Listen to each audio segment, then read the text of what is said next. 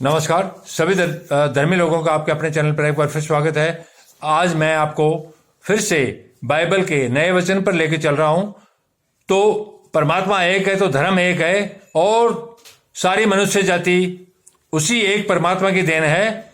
और जितने भी नबी हैं, जितने भी भविष्यवक्ता हैं, वो सब एक परमात्मा का नाम ले रहे हैं। दुनिया के तमाम धर्म ग्रंथ एक ही परमात्मा की ओर ले जा रहे हैं। तो आप अन्यथा न लें, सारे धर्म ग्रंथ पवित्र हैं और सारे धर्म पवित्र हैं।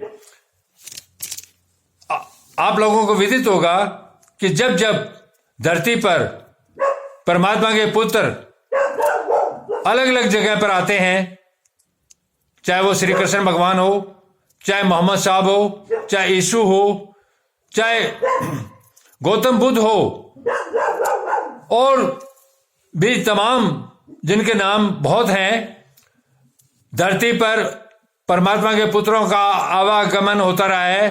क्योंकि परमात्मा चाहता है कि धरती के लोग पवित्र रास्ते पर चलें, क्योंकि परमात्मा पवित्र है। और समय समय पर जब जब धर्म की हानि होती है तो परमात्मा के पुत्र आएंगे। ये नहीं है कि एक बार आ गए तो दोबारा नहीं आएंगे। ये आदि से अनंत काल तक चलता रहेगा।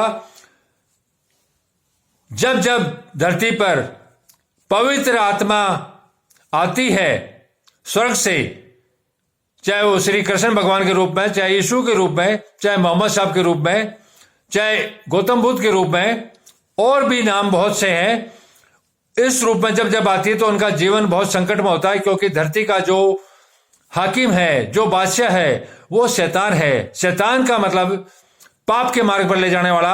जब उसका मतलब ये है कि धरती पर जो भी लोग आते हैं, जो भी लोग पैदा होते हैं, मैं उनको पाप के मार्ग पर डाल दूं ताकि वो नरक अर्थात दोजख के अधिकारी बने।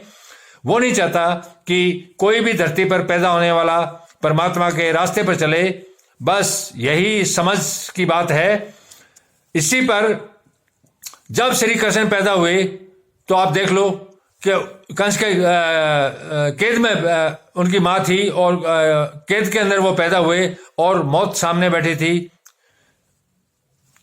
सगा मामा कंस। इसी तरह से यीशु मोहम्मद साहब पर भी बहुत सी दिक्कतें थी।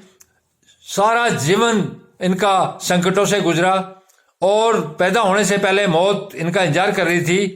क्योंकि शैतान कभी भी नहीं चाहता कि इस तरह का धरती पर परमात्मा का पुत्र पैदा हो।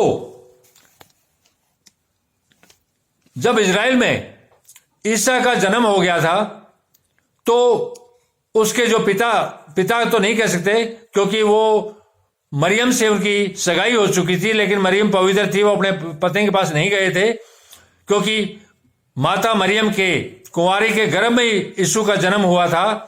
और जब वो पैदा हो गए थे, भविष्यवक्ताओं ने भविष्यवाणी कर दी थी कि परमात्मा का पुत्र धरती पर आ चुका है, और लोग इंतजार कर रहे थे उस भविष्यवाणी का।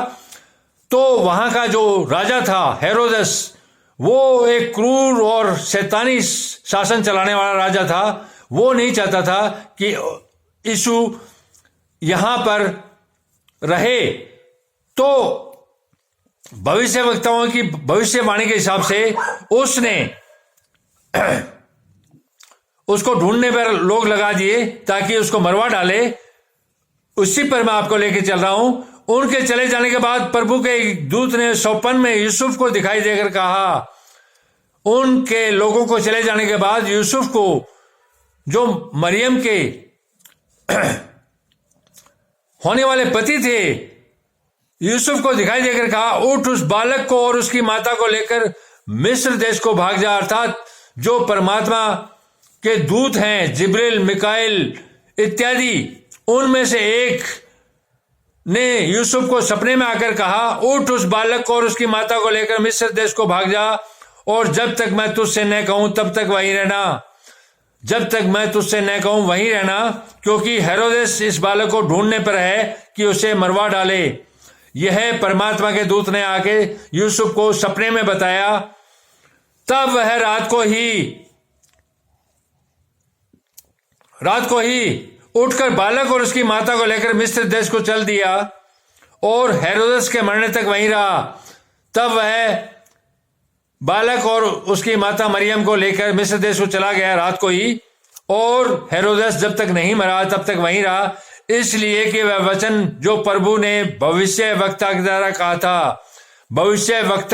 कहा था, यह वचन परमात्मा का है, मैंने अपने पुत्र को मिस्र में बुलाया, अर्थात मैंने अपने पुत्र को मिस्र देश में बुलाया।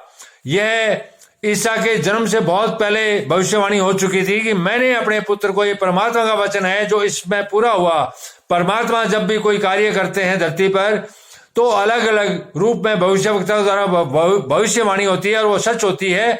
जो सच होती है वो परमात्मा की वाणी होती है।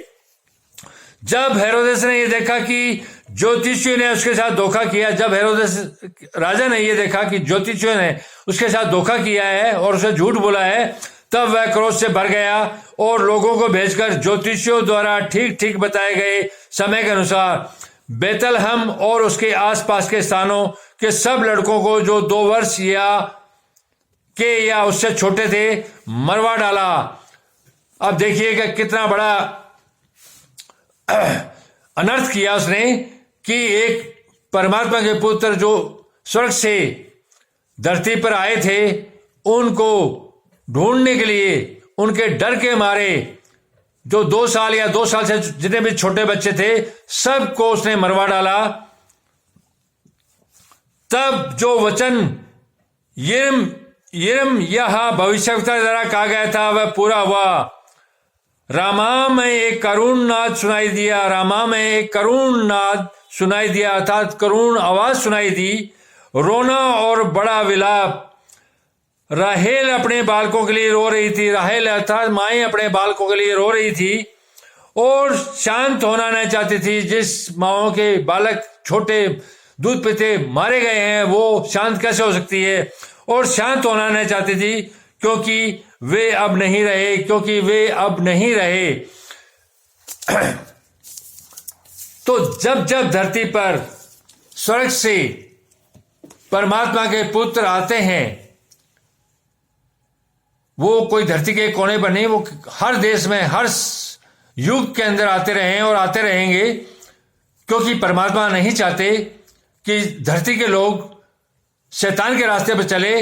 इसलिए वह पवित्रता स्थापित करने के लिए धरती पर अपने पुत्रों का बारंबार आवागमन करता रहता है, यही उनका उद्देश्य है। तो कृपया करके आप इसको धरती के धर्म से न जोड़ें। परमात्मा एक है तो धर्म भी एक है, सारी मनुष्य जाति उसी की है, और सारे जो नबी हैं, चाहे श्री कृष्ण हो, चाहे यीशु हो, चाहे मोहम्मद साहब हो, सब परमात्मा के पुत्र हैं। चाहे गुरु नानक हो, चाहे गुरु गोविंद सिंह हो, और इनमें कोई फर्क नहीं है। इन्होंने सिर्फ एक परमात्मा और उसकी तौहीद अर्थात उसकी व्यवस्था पर ही बात की थी। इनमें कार्यों में अलग अलग फर्क आ सकता है, तरीकों में फर्क आ सकता है, लेकिन उद्देश्य एक ही था। धर्म का मतलब पवित्र, परमात्मा यही चाहता है। धन्यवाद, शुभ रात्रि, कल फिर मिलेंगे।